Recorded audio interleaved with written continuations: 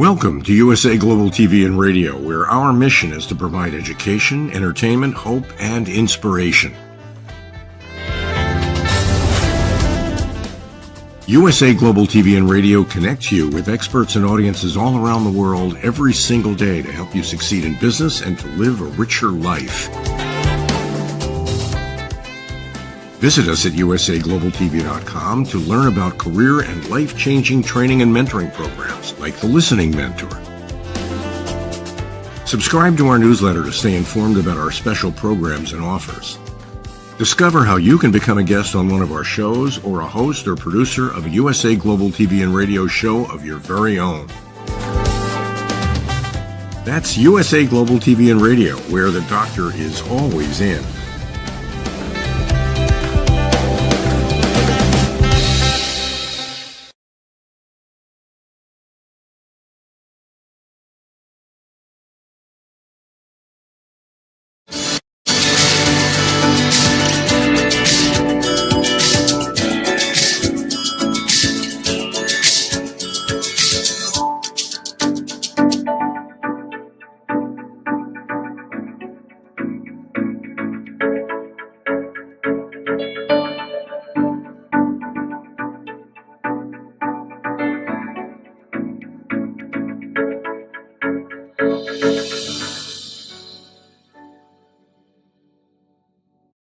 Hello, beautiful soul family, and welcome to Weekly Wisdom and Insights, your home for spiritually guided transformation and empowerment.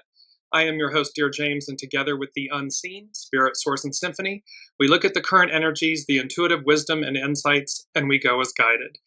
And action-packed as always, so we're going to jump right in. And before we do, we're going to be working with the SUN-MERCURY CAZIMI, powerful chart astrologically, and also this trifecta effect. Welcome, Olivia. Welcome, Kiki. Welcome, Alicia. So bear these in mind. This trifecta effect is number 5 from the unseen, but you're going to see how literally things are occurring in threes in these current energies for this episode, and they're going to arc out. But let's start out with 2 things before we jump into they're all good things, but here we are. It's from John 14:12. I tell you the truth. Anyone who believes in me will do the same works I have done, and even greater works, because I am going to be with the Father. And there's this aspect of remembering and reminding ourselves of our innate divinity, the power within, that which resides within us, that flows through us, soul source connection, source, the divine, and how these works, whoever believes, these works are possible within us as well. We start with that, and then I'm going to astrologer Chani Nicholas, and this is from her weekly number 76. Say the thing.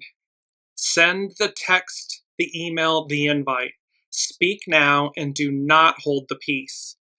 This is the moment to be loud and deliberate about the message you need to deliver. Mercury's CAZIMI on Thursday, this is tomorrow, cuts through the retrograde static and brings a razzle-dazzle to your communications. And also, Venus's shift into Cancer and meet up with Saturn and Neptune reminds us that clarity is kindness in all exchanges. It's about being clear. It's about saying what you mean what you say, take the initiative, take the leap of faith, say the thing that you need to say, send the text, the email, the invite.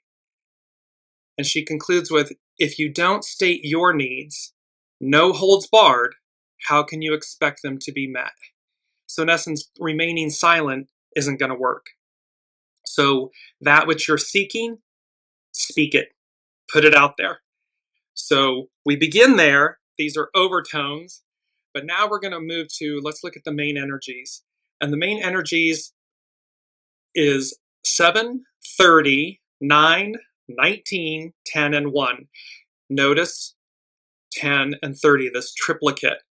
It's about clarity perceived, but we're going to work with 10, treading, cautious advance, because the first thing from the unseen with these energies, these current energies, main energies, is coming full circle, ready to advance. So we are coming full circle. And by the way, that is the show. 3 past shows the unseen is referencing in today's show.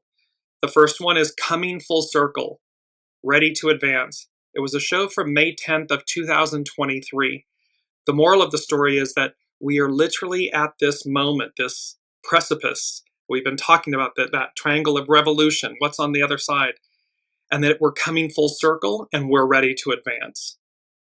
And there's an aspect about August, autumn, like August is going to be powerful, and beautifully so, because the two benefics in astrology, Venus and Jupiter, are both going to be in Cancer.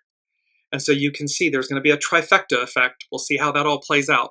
But with these, we're going to be working with triples, trifecta. Then let's look at the astrological chart for this Sun-Mercury CAZIMI that is occurring on the 31st of July. And remember, these energies arc out. The interior of this chart, the red, the blue, I mean, there are so many squares, oppositions, trines, mini trines, grand trines, kite formations. I mean, this chart is chock full of multiple things happening at one time that are going to be playing out. This is where the trifecta effect is coming from. And so when I looked at this chart and I looked at the current energies, I heard 3 things: a standing O, a hall of mirrors, and a do not enter. So there are going to be a standing O, a standing ovations. There are going to be aspects in our lives and so forth where literally you feel like you are receiving a standing ovation. And then there's also this kind of, let me go back to the chart, there's this aspect of illusion and delusion, this, a hall of mirrors aspect. And then you see where the crisscross, the big cross in the center, and it looks like this, almost like this beautiful opening in the background, and the kite and like a floor mirror standing up. And we have been speaking about this a lot. And then that a do not enter. The old you, the old us, the old paradigm, the old way, a do not enter. It does not enter the new. And so again, we recognize what's playing out on the world stage. We're witnessing it. We're seeing it. This cleaving and clinging, the desperation to cling to a patriarchal Piscean era way of life. However, the unseen is being very clear with us. That dog don't hunt. It's a do not enter. And so again, we're going to have, and there's a hall of mirrors, the illusion, the delusion of it. So be very mindful right now, and especially we're arcing out towards this, and the days to come, you'll see we're coming full circle. We're ready to advance. So be brutally honest with yourself. We must face the past. We don't throw the baby out with the bathwater. We've talked about that a lot. However, we learn from the past and we take the purity, the best of the best, and we take it forward with us. And this is where it will play into our main theme heavily. And so we're going to go there. So let's go to our main theme, and we'll put a big bow on all of this. And it's about 2 gates, 2 trees, 2 houses. God is trying to tell you something. Now that God is trying to tell you something it's the song, it was the lyrics that just popped into my head from The Color Purple. We'll get to that in a minute. But what we're looking at, and there's literally this image, and you're also going to see a theme in this week's show. There's almost like a fairy tale aspect of the images, which is something absolutely brand new. That's never happened before on Weekly Wisdom and Insights. And the point will be that a fairy tale is very idyllic. It's the ideal of how we can live life. However, it also always shows us the shadow, the choices. And that is what's happening with 2 gates, 2 trees, 2 houses. God is trying to tell you something. This is from LarryO'Donnell.com. 2 gates, 2 trees, 2 houses. One of his favorite things about studying the Bible is Jesus' illustrations. He was a terrific storyteller, often using parables to convey important messages in a memorable way. Take, for example, Matthew chapter 7, when Jesus compared 2 types of gates, a narrow gate and a wide gate, 2 types of trees, one that produces good fruit, the other bad fruit, and finally 2 houses, one built on rock, the other on sand. These stories are actually warnings to us. I would say, in lieu of warnings, yes, they're a warning. However, they're an opportunity. They are a massive opportunity to awaken to consciousness and how we go about living our lives. And just to bring up the main image again, note that when I put in 2 trees, 2 houses, 2 gates, and this image comes up, it's of a singular house, if you will. However, it's the physical house. We, the soul, the human, is the celestial house, the spiritual house. There's this big, massive moon, that shining star, the star, 2 trees, double gates, 2 gates. And if you really look closely, you will see a for sale sign. And there's a message in this, which you will see about 2 gates, 2 trees, 2 houses, this message from Master Jesus. Are you for sale? Is your soul for sale? Are you selling your soul to the devil? Are you selling your soul for the masks, the identities, the labels, the material items, for these things that aren't worth a hill of beans? Or is your spiritual house in order? So let's dive in. LarryO'Donnell.com. 2 gates. Beginning in Matthew 7:13, Jesus tells us that there are 2 gates or 2 paths that we can follow as we live our lives. Enter through the narrow gate, for the gate is wide and the way is broad that leads to destruction, and there are many who enter through it. For the gate is small and the way is narrow that leads to life, and there are few who find it. In this passage, which is part of Jesus' Sermon on the Mount, Jesus is speaking to a large crowd about how the Jewish religious leaders were leading them astray. These leaders and many of the Jewish people were more interested in appearing outwardly to be religious by practicing rituals that others could see.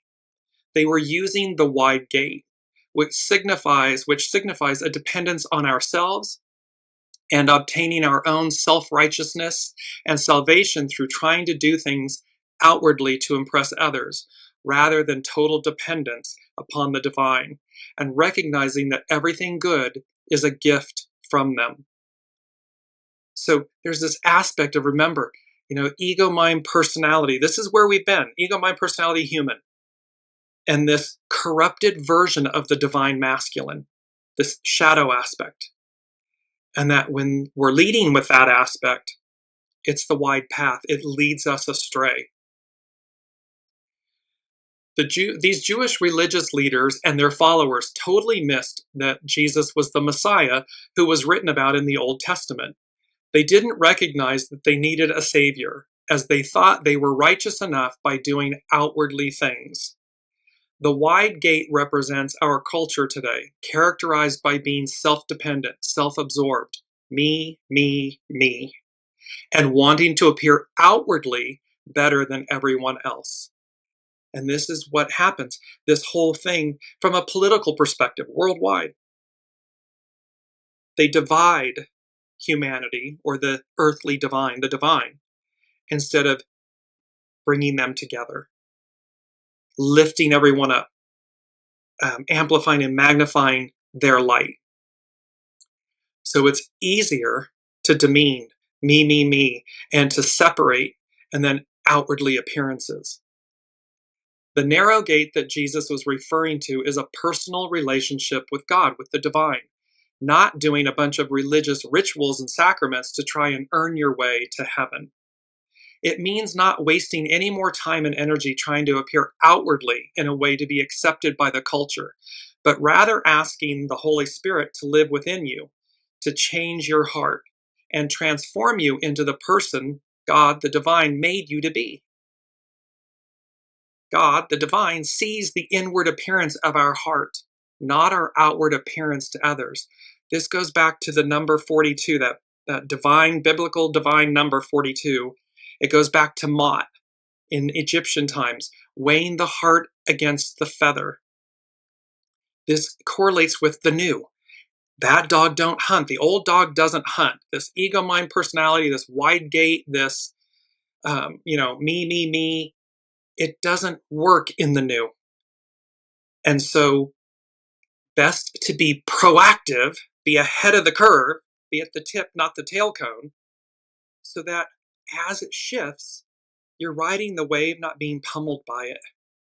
And this point comes where we are right now. It comes into our mantra, casting shadows and light, I heal myself from within. So see, it's about how the divine sees the inward appearance of our heart, not our outward appearance to others. So casting shadows and light, that is our third show that the Unseen brought up. It's from June 25th of 2025. So we have Coming Full Circle, Ready to Advance. That's from May 10th of 2023. We have Casting Shadows and Light from June 25th, 2025. It's about we are comprised of both shadow and light. And it's how we harness those energies and how we step up. And you'll see with hexagram 10, treading, careful advance. It's about choosing the narrow path. It's about soul source connection, defying the exterior, if you will, to stay in what the Unseen is saying, brutal alignment with self, with source. Self meaning source, soul. So here we have this not wasting appearances, outward appearances to others. Which gate are you trying to pass through? The narrow gate of a deep personal relationship, or the wide gate of acceptance by today's culture, which Jesus told us leads to destruction? We're talking about a message on the Sermon on the Mount from 2,000 years ago.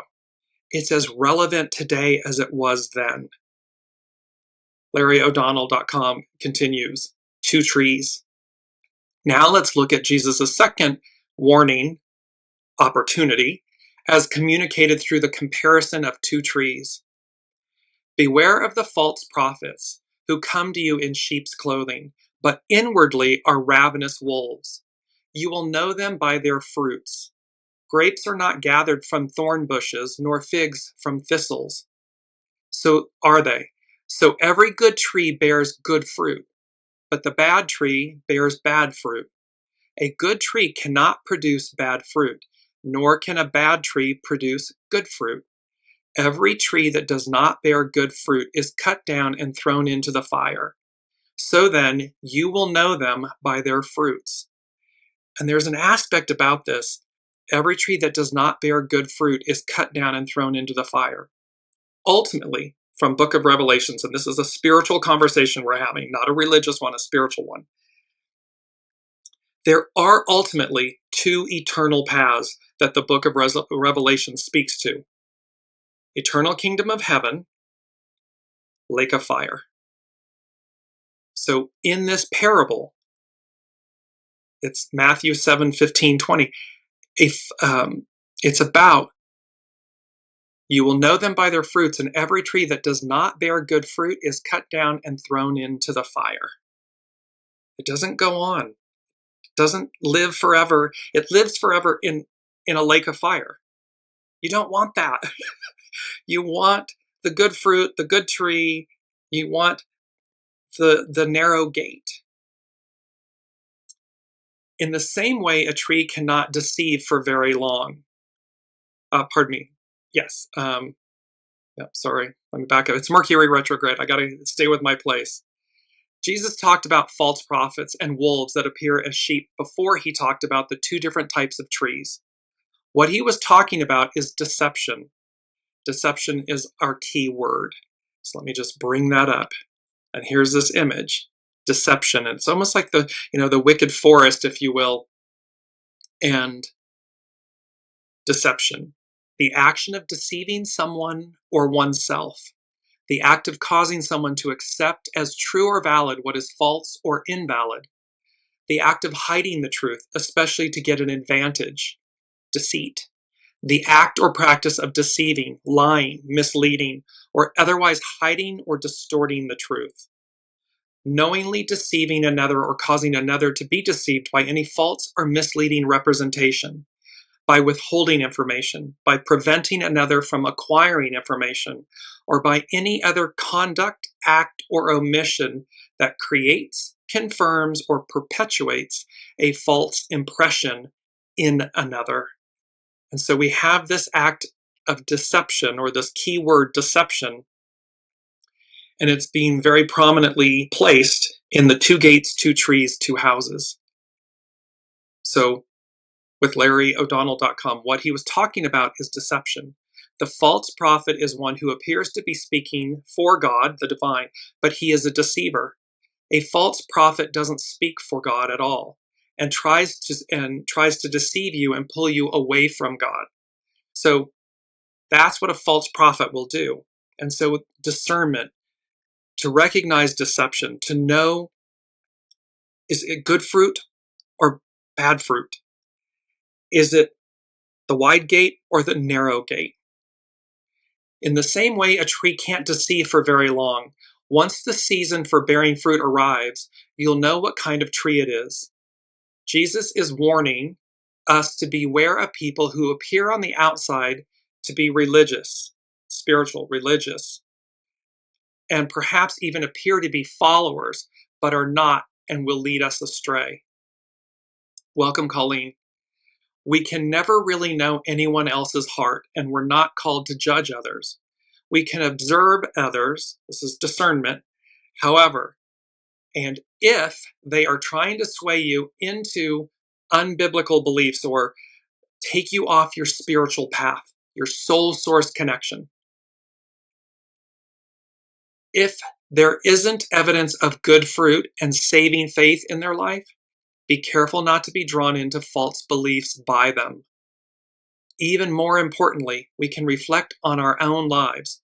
What fruit do you most often produce? And this is all tying into that, everything's coming at us head on. We can't bury our heads in the sand. It's brutal truth. And this Mercury Sun CAZIMI, it's where Mercury, the planet Mercury, the messenger to the gods, is in the seat, in the heart of the sun. So it's in the throne chamber. And it burns away. It's like the temperance card. It's in the forge, and it's burning away all the impurities. And so we're being asked to look at which gate are we choosing? Which tree, what fruit are we producing? And lastly, 2 houses. Jesus' final warning in this passage is communicated through a comparison of 2 houses, one built on rock, one built on sand. And note in the image for the main theme, as I bring it up here, this house is built on stone. It's on a mountain. The beautiful sun revealing, the moon revealing, nurturing us. The 2 trees. There's also a well on the left side. The well, it's about diving to the depths of our soul, of ourselves, to reach the nourishment that we need. It's not superficial, because as you'll see as we continue, they won't last. That will not last. The wide gate, the bad fruit, will not last. It will not satiate. 2 houses. So we have this, Jesus' final warning in the passage is communicated through a comparison of 2 houses, one built on rock, one built on sand. Therefore, everyone who hears these words of mine and acts on them may be compared to a wise man who built his house on the rock. And the rain fell, and the floods came, and the winds blew, and slammed against that house, and yet it did not fall, for it had been founded on the rock.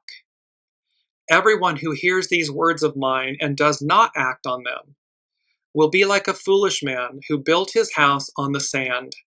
The rain fell, and the floods came, and the winds blew, and slammed against that house, and it fell, and great was its fall. Jesus' final warning, opportunity, and challenge to us in this chapter is that it's up to each of us to exercise our free will and choose between life with Him, with the divine, or a life of destruction, separation, destruction that leads to destruction. Jesus is saying that anyone who knows that there will be a coming judgment of all mankind, but ignores the teachings, choosing to live their life focused on their own selfish desires and acceptance by the culture, is as foolish as a person who builds their house on sand. And no matter your religious beliefs or denomination and so forth, the moral of the story that Master Jesus was sharing in this Sermon on the Mount is the truth of the truth of the matter. So no matter how you ascribe religiously or spiritually, foundationally, the message is the narrow gate, the tree that bears good fruit, great fruit, in the house that is built upon stone, not sand. And finally, if you notice in Jesus' parable, both builders were exposed to Jesus' teachings, but only one obeyed what he heard. Jesus called the first builder wise. He called the second builder foolish, emphasizing that he would suffer hardships not only in this life, but he would also suffer eternal separation from the divine. The parables in Matthew 7 remind us of what an honor and privilege it is to have Master Jesus, the divine, soul source connection, as our rock. And so, again, there's a very powerful spiritual message here of divine right, divine alignment, of eternal outcome. And again, yes, this has been talked about for 2,000 plus years. However, it doesn't make it any less true. And we've talked about, it was Shirley MacLaine on her spiritual journey, and she had this epiphany, this recognition after much diving deep into the well of her spiritual journey. And she said, I came to realize if I've been here before and I'll be here again, what I do in this lifetime matters. And I just want to jump quickly to, it's from Richard Rudd, The Pulse. It's Gene Key 33. Welcome, Elizabeth. The gene key for this week is Gene Key 33, the final revelation. Richard Rudd says, this week we contemplate Gene Key 33. Traditionally, this is about going inwards into retreat to access the deep wisdom of revelation. It's going into the well of ourselves, making this deep dive. Make some time this week for your own inner voyage and see what emerges. And he has this quote, when you can only see one life, you really have no sense of perspective. You may even think that this life is all there is, just this one life. How stingy that version of the world seems.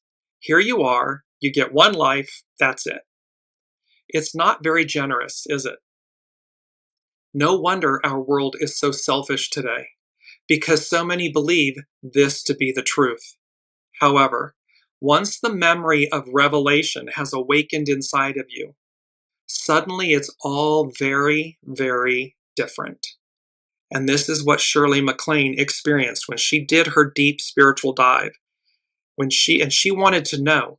She was visceral about her journey.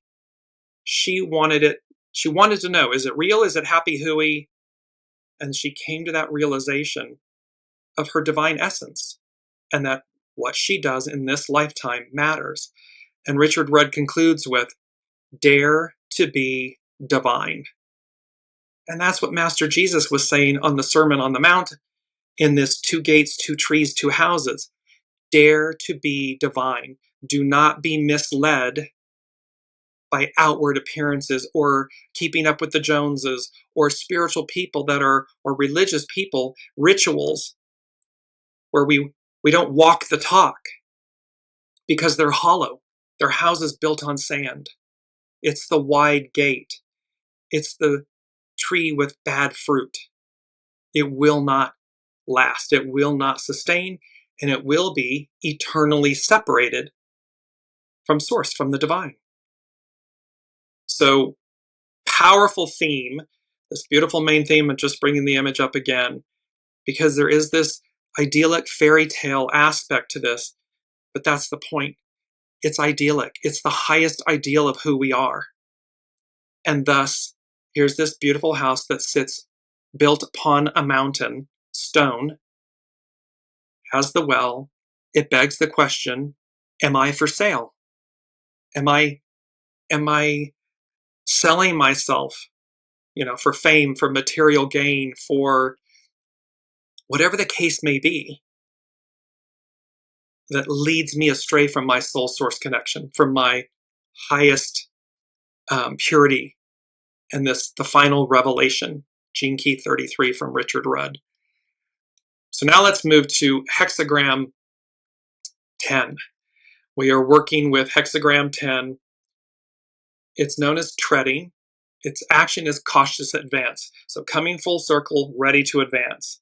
And this autumn, August, autumn, the fall as in autumn, there's this aspect here where it's literally kicking into gear. And it's this point where it's number 3 from the unseen. Awaken within. The soul emerges or re-emerges as the case may be. So again, depending on where you are in the awakening on your journey, awaken within. The soul emerges, re-emerges as the case may be. So, and this brings us to our first quote. Discover the pleasure of treading in life's mystery. This is by the master. So discover the pleasure of treading in life's mystery. It's about the soul source connection. It's about walking the narrow path. It's the narrow gate. And thereby discover the pleasure of life's mystery, of its mystery. This is from yijing.nl. Do not just fill in your duties or perform your rituals, but look always for the signs of their meaning. They are the omens which reveal the sense of life. So this is saying, don't just do things to do things. Recognize, don't just fill your duties or, perform your rituals, but rather look for the signs and the meaning. They are the omens which reveal the sense of life. When one can integrate these signs, sometimes small and hardly visible, but always rich in their soul, their life will be meaningful and rewarding. So when we integrate these signs, sometimes small and hardly visible, but always rich in their soul, their life will be meaningful and rewarding. It's because we've chosen the right path. We're bearing good fruit. Our house, soul house, not just our physical abode, but our vessel, our soul. It's built on stone, a solid foundation, and these things become meaningful and rewarding. When one's treading is strong and clear and decisive, one summons danger, but one also creates lasting values. Because when we do walk this path, this narrow path, it triggers people, it triggers others. It can be fear, it can be entitlement, it can be envy, but there's this, so when one's treading is strong and clear and decisive, one summons danger. People want to tear others down. They want to challenge what you're doing because they're envious or they're fearful. But one also creates lasting values. The soft and halfway is safer, but has only a short life with few accomplishments. Do not always show your convictions right away, though. Explore the situation, the ambiance, the feelings of the others. See, this is that, it's attributed to Master Jesus in the Bible, you need not cast pearls before swine. It's a very harsh statement, but it's nonetheless true. So it's saying, do not always just show your convictions right away. Explore the situation, the ambiance, the feelings of others. Read the room. And thus, find in every situation anew the best course of action, When you are doing something big or dangerous, first make sure it makes sense to do it. Discernment, inner wisdom, is this how you're being guided? Risk your life for a real goal, or if you feel you must. If the goal is not big enough, then it is better to not do it and not justify it. When one acts within one's abilities, no tiger will bite. A small thing done in a great way is great. That's Wallace D. Wattles, small acts in great ways. So it's about taking each step, listening, going as guided, listening. So a small thing done in a great way is great. A great thing done in a small way is small. Adapt your actions to what is possible, what is smart, what is good in a situation, and what is within your abilities. And remember, you're divine. And anything that's yours is yours. It's already yours. What's meant to be will be. And you're capable. So do not allow your ego, mind, personality, human, your shadow, that monkey mind chatter, to tell you you can't achieve something. Rather, listen to discern from your soul, is it in alignment with what I am to do? There's a difference. And when we're in alignment, it's green lights all the way. When you're getting red lights, there's a reason. Listen to them, but ensure that they're coming from your soul source connection, not your ego, mind, personality, meaning your past, your fears, anxieties, these old stories and scripts and labels and all that stuff. To live a real life means to be faithful to oneself and to follow one's own road. It's the small gate. It's the narrow gate. Out of reach of society, this road is straight. But in the world of people, one will have to defend it. Because again, people become envious. Why are you doing something that appears to be so, high and mighty, when all you're doing is you're being in alignment with your soul source connection? And it intimidates, it terrifies others. However, everyone has the opportunity, the ability, the divinity to do what you choose to do, which is the narrow gate, the house built upon stone, this tree of great fruit, beautiful fruit. So out of reach of society, this road is straight. But in the world of people, one will have to defend it. Hold on to it always. Moving simple and without pretensions, pure in your intentions and not needing anyone or leaning on anything not your own. That is the way to lead your life without being impaired or restricted. That is treading cautious advance. Cautious advance means conscientious awareness, eyes wide open, listening to soul source connection, going as guided.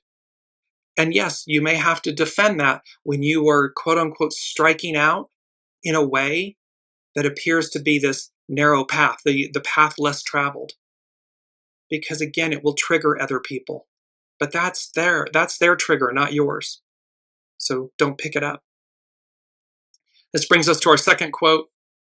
The truth is not a sign that points to something beyond itself. It just is. This is a second quote from the master. And notice the sign with its arrow says Magic Kingdom. And again, there's this fairy tale forest in the background. And so the truth is not a sign that points to something beyond itself. It just is. The truth speaks for itself.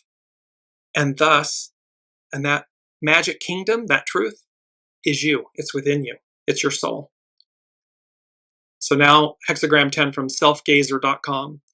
Hexagram 10, known as Lu, in Chinese represents the principle of careful conduct and proper behavior.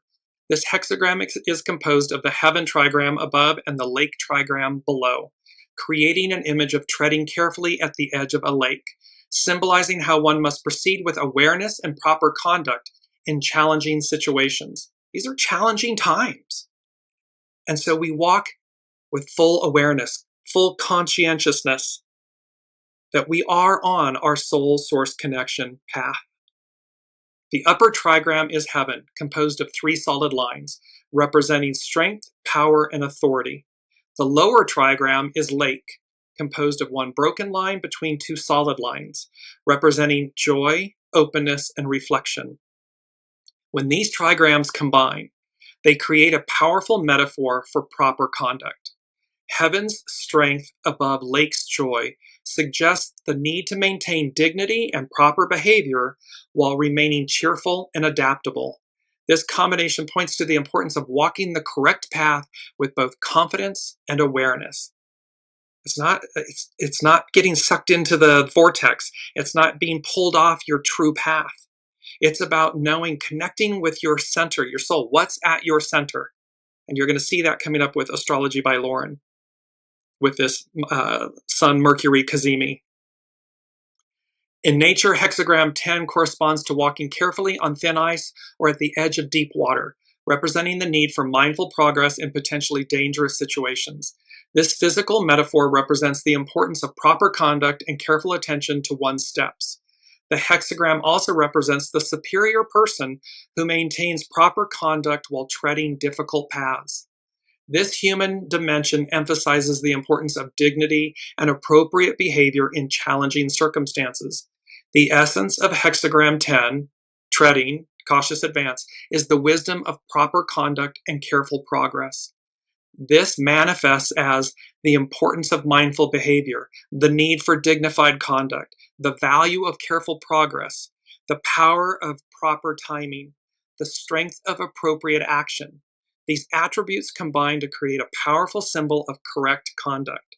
The hexagram suggests a time when careful attention to behavior and progress is essential for success. And it brings us to our third quote. Treading shows the basis of character. One who treads does not stay. See, we don't remain stuck and stagnant. And in this, again, fairy tale image, the butterflies, there's a bench, but the bench is on wheels. So it's movable. And there's the lamppost, the two lampposts, this way. Which way are we moving or going? And the butterflies are guiding us. It's a higher octave of ourselves, of where we've been. And so you see how this treading and this cautious advance is about the harmony of everything within us aligning with the divine. Going as guided. This awaken within, the soul emerges, reemerges, as the case may be. Our third previous show, and it's number 2 from the unseen, is The Color Purple. This show was from July 17th, 2024. And they said, the unseen said, the color purple, the master weaver, revealed, re-examined. And this has to do with the Mercury and Sun CAZIMI. The Mercury is retrograde. This Neptune and Saturn retrograde. It's the color purple, the master weaver, revealed, re-examined. And the color purple, this is from digitalbible.ca. Beyond the power, royalty, and wealth, purple as a biblical symbol also extends into the realms of priesthood and spiritual interaction. Purple's presence in the priestly garments in Exodus alludes to this role, where it signifies the priesthood's honor, dignity, and spiritual service. Moreover, the color purple was a significant component of the curtain separating the Holy of Holies in the tabernacle from the rest of the sanctuary, also from Exodus. The color schema, including the purple, was believed to represent a heavenly vision given to Moses by God on Mount Sinai. This portrayal relates people to spiritual awareness, divine interaction, and God's magnificence apart from its earthly connotations of wealth and power. It also bridges the gap between God, the divine, and humanity, indicating an engagement initiated by the divine with the human domain. The color purple, as seen, is a potent symbol that weaves through biblical narratives, personifying power, authority, wealth, and spiritual understanding. Its rich, vivid hue harks back to the most ancient times when its production was an art available only to the powerful few, rendering it a symbol of exclusivity. It literally comes from a gland in a mollusk, and there's these tiny little sacs, and it takes, tens of thousands of them to extract this color, this dye, to make the color purple. In the Bible pages, however, it transcends earthly connotations, resonating with divine interaction, spiritual service, and the subtle reminders of God's grandeur. Transporting us back to biblical times, the narratives and stories adorned by this color provide a multi-dimensional lens to interpret and understand the divine-human relationship transparent through the scripture. Despite its complexity, the color purple paints a vivid celestial picture that awes and motivates all who delve into its profound significance. It's about sit with the color purple. The master weaver revealed, re-examined. Your soul, awakened within, the soul emerges, re-emerges, as the case may be. This symbol, purple, the color purple, that was given to humanity, to Moses, to humanity, from the divine, from God. And how does this color, when we sit or meditate with this color, what does it awaken within us? What does it remind us of? Where does it lead you? All of these converging. So we have our three now. And I just want to bring them back in really quickly. So the astrological influences, a standing O, a hall of mirrors, a do not enter. So again, where are we fooling ourselves or others? It's a hall of mirrors. The old does not enter the new. It's a do not enter. And then a standing ovation, a standing O. Where will we, you individually, collectively, where will we receive our standing O? Because we're coming full circle. We're ready to advance. And we have this color purple and this casting shadows and light, these past three shows. Now let's move to Astrology by Lauren. And she is talking about Chiron retrograde, it's just gone retrograde, and Mercury in the heart of the sun, the CAZIMI, and Mercury is also retrograde. She begins with a quote by Carl Sagan. For me, it is far better to grasp the universe as it really is than to persist in delusion, however satisfying and reassuring. See, it's about seeing the truth. And then once you see the truth, and you traffic in truth, and that is the narrow path, you've chosen it. It is the house built on stone, and it is the tree of great fruit, of good fruit. Then in this fairy tale-like way, we recognize the idyllic nature of what's always been present and what's absolutely within us. We just have to exercise that soul muscle. We have to choose it, be proactive, lead with it. And even as Rome is burning, as the world is just burning down around us, recognize that's the wide gate, that is the tree of bad fruit, and that is the house built upon sand. And of course it's going to crumble. And at some point, I am not claiming to know when, at some point, these two paths, these two trees, these two houses, these two worlds, these two lanes go two separate ways for eternity. That is what is known. It's been known and spoken about for 2,000 plus years. The when? Okay, question mark.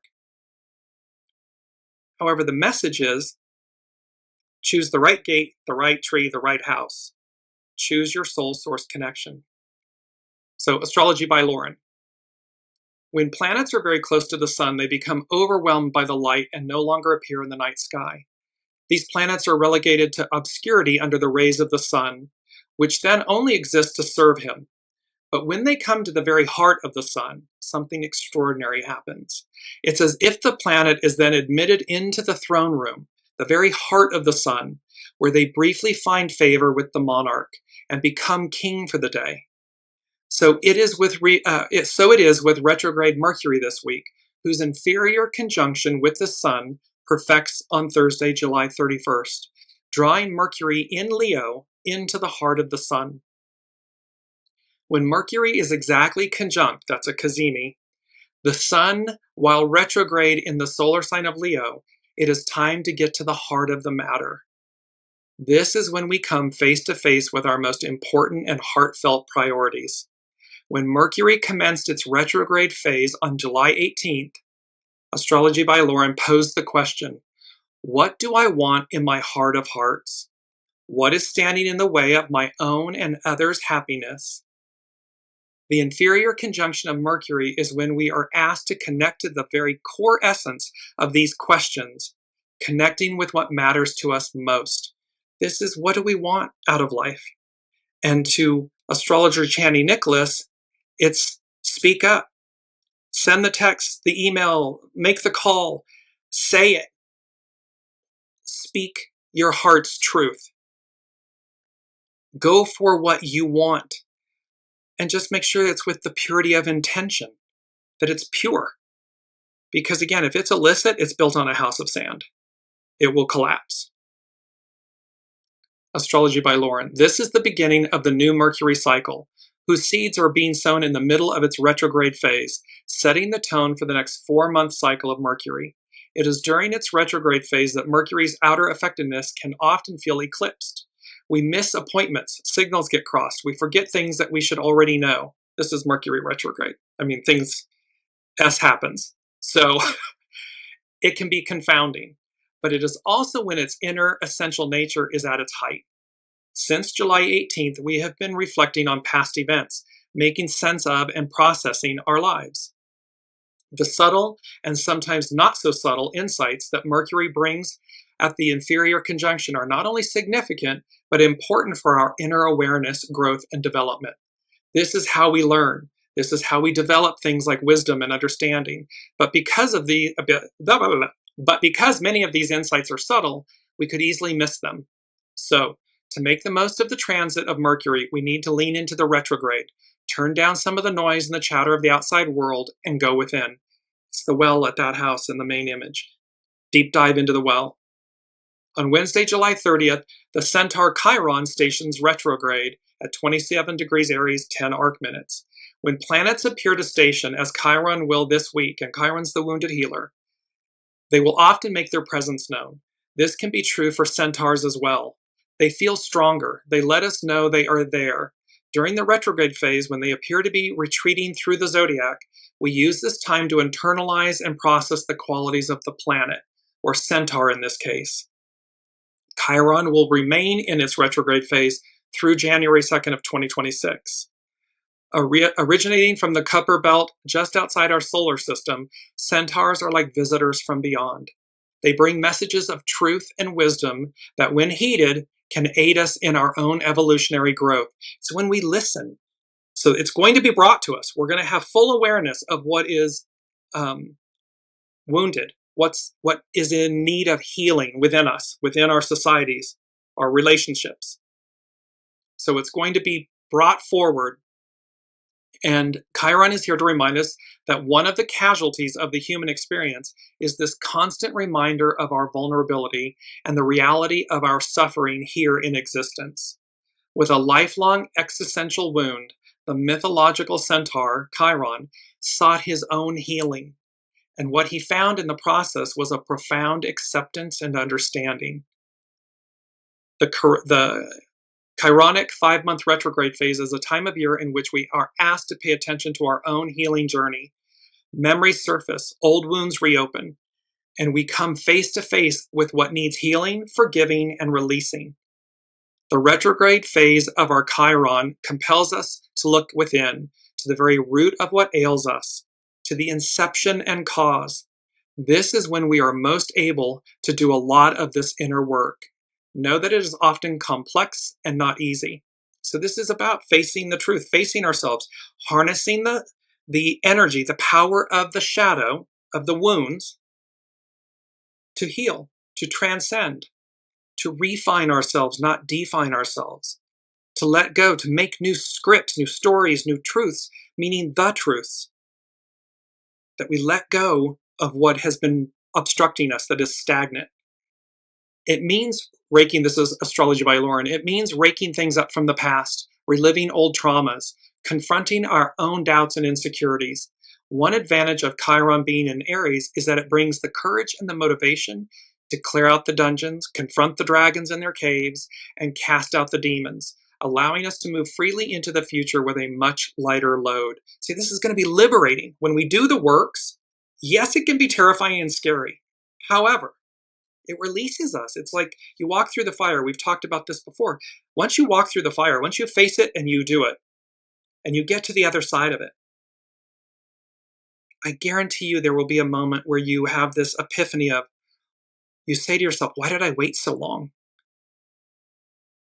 Now, everything's a process, so there is no, right, wrongs, or indifference. But the moral of the story is when we walk through the fire, when we face our shadow, what awaits us on the other side is this lighter load, this liberation. Astrology by Lauren. Combined with this week's inferior conjunction of Mercury, we are in an even better position to do this work. Doing this chironic work over the next 5 months can be incredibly liberating. And because it is in Aries, can even help us to write new scripts, paving the way for a whole new and hopefully healthier beginning. Fragmented realities, it breaks apart the illusions and the mess and the delusion and all these old stories and scripts and labels and masks and identities. It just shatters them. And what emerges, it's the caterpillar to the butterfly. It's something so much greater, lighter, and authentic, true. Astrology by Lauren concludes, welcome Tony. She concludes with a quote from Brennan Manning. In a futile attempt to erase our past, we deprive the community of our healing gift. When we conceal our wounds out of fear and shame, our inner darkness can neither be illuminated nor become a light for others. This is about put your stuff out on the front porch. Own it. Own, atone, release. Because when we conceal our wounds out of fear and shame, our inner darkness can neither be illuminated nor become a light for others. We lead by example. The truth speaks for itself. The shadow aspects are purposeful. They're here for us. So allow that darkness, air quotes, darkness or inner darkness, to be illuminated, to be a light, to become a light for others. As we move, number 4 from the unseen is peak performance. And peak performance is about operating at the highest possible level of ability in a given task or activity. It's about maximizing potential. It encompasses physical, cognitive, and emotional well-being, not just isolated skills, meaning it's not just doing things, it's being invested and embodied with them. And it's about consistency. So number 4 from the unseen, peak performance. And then they said, put on your game face. Game face. Having your game face on means to adopt a serious and determined expression, usually in preparation for a challenging situation or competition. It signifies a shift in mindset to focus on achieving a goal with resolve and intensity. It's about readiness. So this is about peak performance. When we're aligned with our soul source connection, we're in the flow, green lights, that's peak performance. It's foundational. It's number 4. And then it's about putting on your game face. It's like readiness, this resolve and intensity to meet the challenge, to meet the opportunity, to succeed in these choices, these actions that liberate us, that break the fragmented realities. It just shatters the illusions and the deceptions. And what emerges is the purity, the core essence, the purity of our soul. That's what leads. That's what remains. So let me go to number 5 from the unseen, and 5 is about change, is the trifecta effect. Things are going to happen in threes. They gave us 3 aspects for the astrological influences. They've given us 3 previous shows. The numbers are the 30 and the 10. So things are going to happen in threes, and a trifecta effect is a run of 3 wins or grand events, a situation in which you achieve 3 things, a group, set, or series of 3, or forecasting the first 3 finishers or winners in a race in the correct order. Expect things, and this is an old idiom, and that things happen in threes. The unseen is saying, it's number 5 from the unseen, trifecta effect. Things are going to happen in threes. You may get a standing O. You may have a revelation that, it's a do not enter. Don't go there. Don't bring this with me. Let it go. Or it may be a hall of mirrors. to recognize when is this an illusion, a deception, and when is it real. Number 6 is twin gates, and this comes from a show 2 or 3 shows ago. This image, and let me just show it to you. Twin gates, twin gateways. The Empire State Building and the Chrysler Building. Both reside in Manhattan.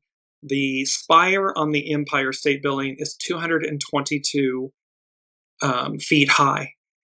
The Leo new moon was, the sun and the moon were together at 2 degrees. They were opposite Pluto at 2 degrees, 222. This twin gates, twin gateways. The twin towers meaning 2 towers. It's also the moon card. There are 2 towers in the moon card. They represent the number 11, the most intuitive master number. They represent a gateway, a way to, a way through.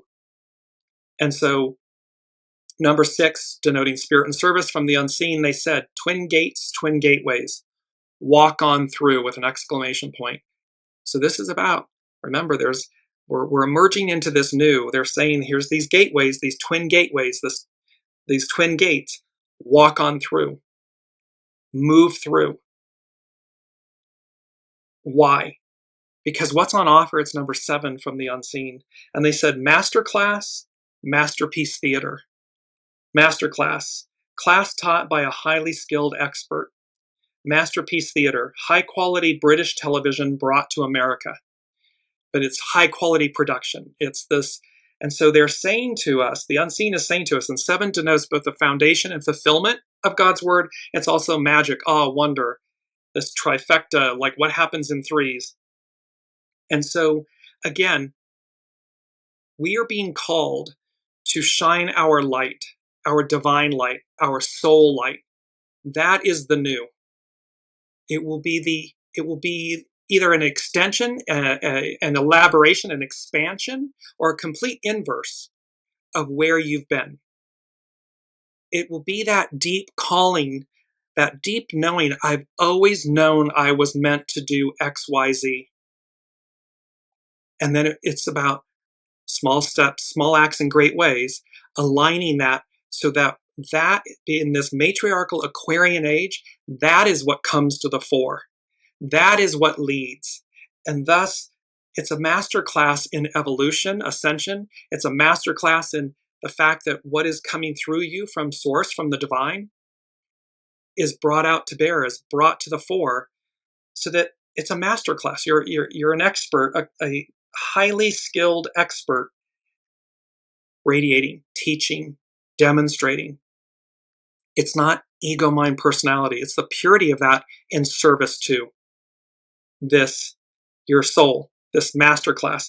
And the Masterpiece Theater is bringing this high quality, British television, but high quality show, act to peoples, to the world, and how that influences. And I just want to conclude with, this is Juliana McCarthy, astrologer Juliana McCarthy from etherealculture.com. She's speaking about the Leo new moon that just happened days ago. Dignity plus humor prevail through dark storms. A Leo new moon arrives on Thursday. This was last Thursday, so 6 days ago, standing opposite shadowy Pluto while squaring wounded Chiron in Aries. In the background, Mercury retrograde draws us into a liminal space where magic stirs and unresolved threads from the past return for review. The color purple, the master weaver, revealed, re-examined.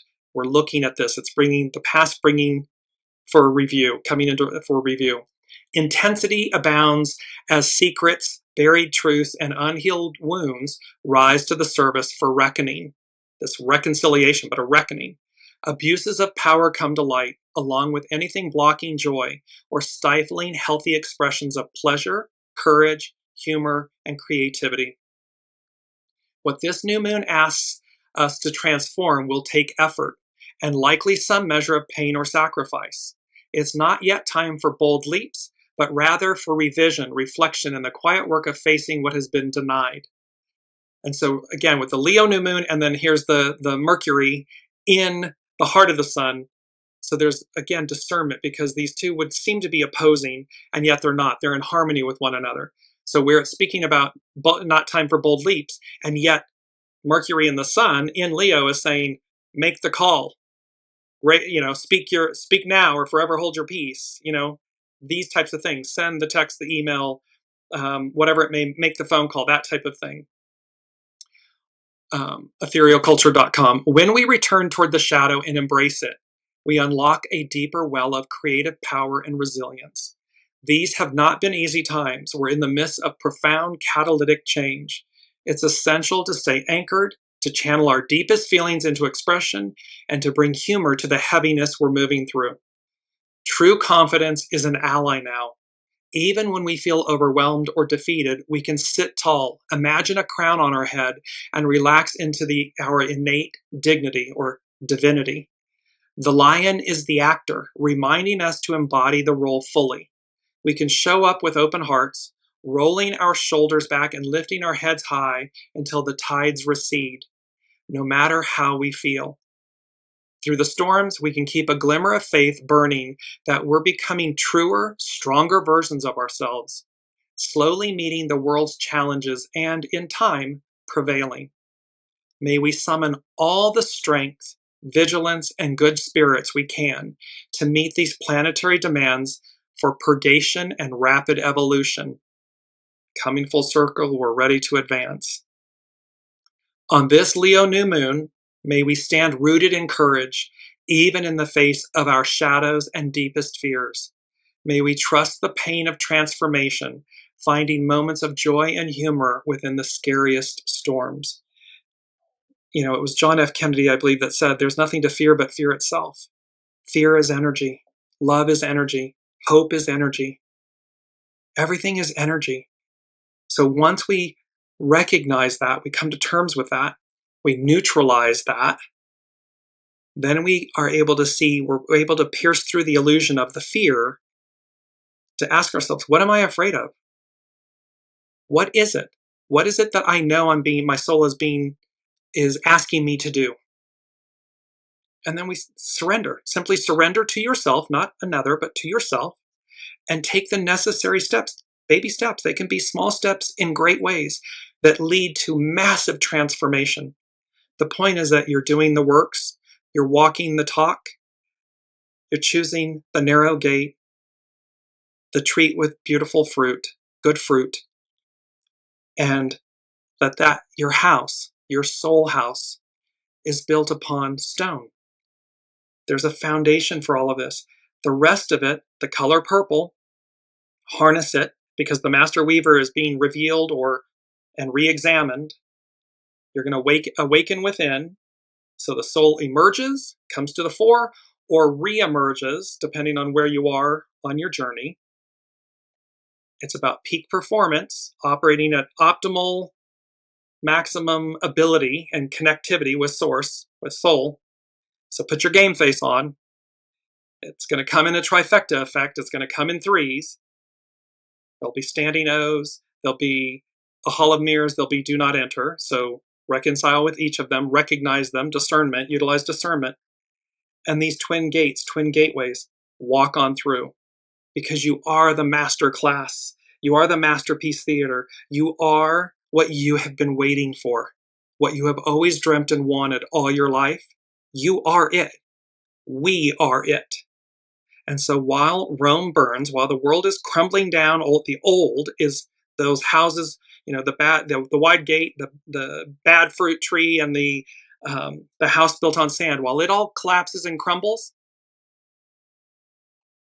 walk on through. You'll be walking on through.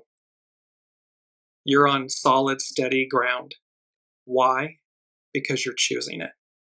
You're being proactive. You're choosing to be at the tip, not the tail cone. All right, that's everything. Action-packed. Thank you all for your comments, your presence, your energy, your joy, your support. Please like, share, follow, subscribe, comment. It helps the channel and the show. And I cannot wait to be with you all again next week. Again, we shift energies. August is going to be 8, so it's unite. And we will see what the unseen has in store for us. Until then, love you all, be well, and we will see you next week.